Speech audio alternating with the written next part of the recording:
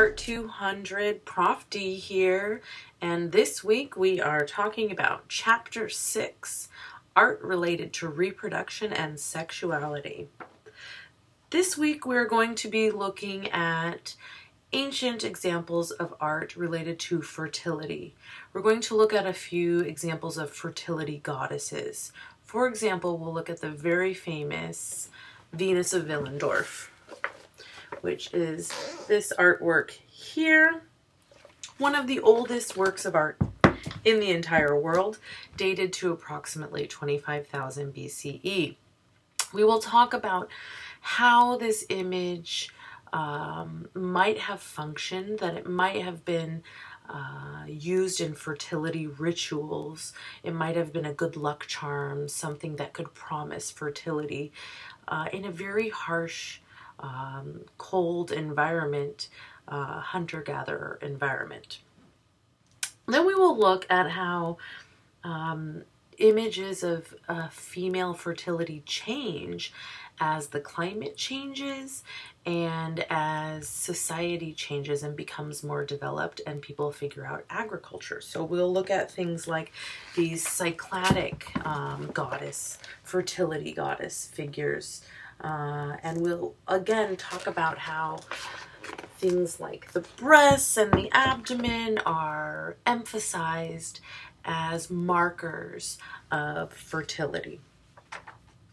About depictions of primordial couples like Adam and Eve, and we will compare sort of Western examples from Western art history to African examples, such as the Dogon primordial couple.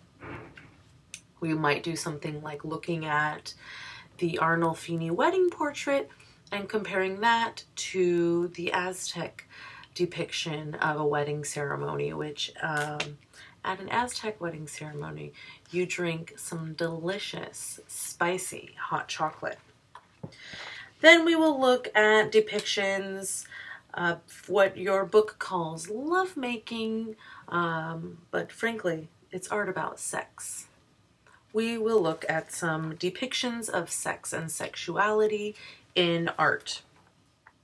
And then we will talk about the depiction of the female nude in art history, starting back with Titian's Venus of Urbino, this depiction of the beautiful female form for the gaze of the male viewer.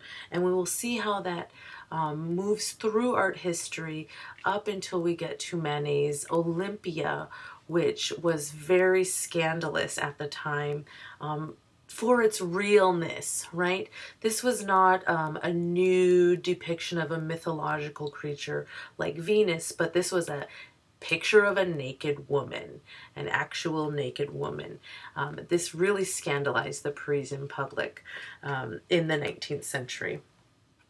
And then we might look at a few examples of artworks from the contemporary period that relate to sexuality and reproduction.